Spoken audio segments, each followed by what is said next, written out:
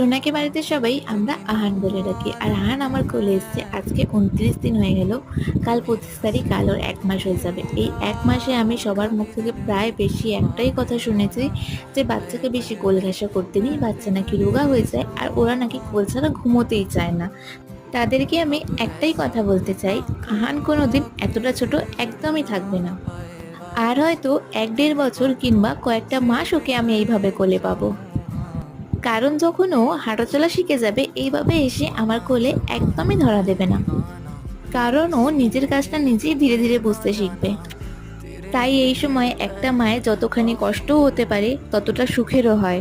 একটা বাচ্চাকে আদর করা, তাকে বুকে টেনে নেওয়া, এটা কতটা যে আনন্দের এটা একটা মাই বোঝে।